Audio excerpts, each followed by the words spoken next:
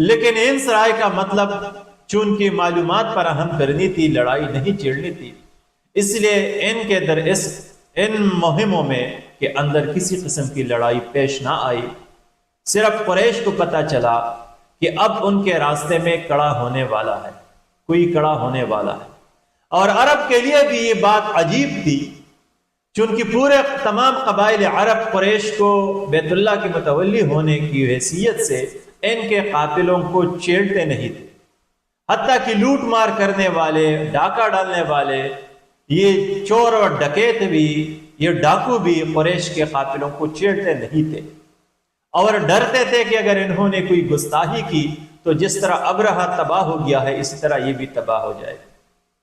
تو اب یہ بات قبائل عرب کے لیے بھی عجیب تھی کہ مسلمانوں کی اتنی طاقت کہ قریش کے سامنے کڑا ہو جائے، اور مسلمانوں کی اتنا حوصلہ کہ اتنے متولی جو قریش، جو خانہ کعبہ کے متولی ہے، ان کے راستے میں کڑا ہو جائے۔ اب پوری قبائل عرب اس بات کی جانب متوجہ ہو گئے اور اس موقع کے انتظار میں ہو گئے کہ اب مسلمان تباہ ہو جاتے ہیں کہ نہیں،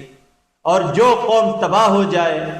قریش اور مسلمانوں کے درمیان تو وہ حق پر نہیں ہوگا، حق پر وہی ہوگا جو کامیاب ہوگا۔ لہٰذا تمام قبائل عرب اب یہ نظارہ دیکھنے لگے، حالات کا اندازہ کرنے لگے، اور قریش اور مسلمانوں پر نظریں لگا دی، ٹیک دی۔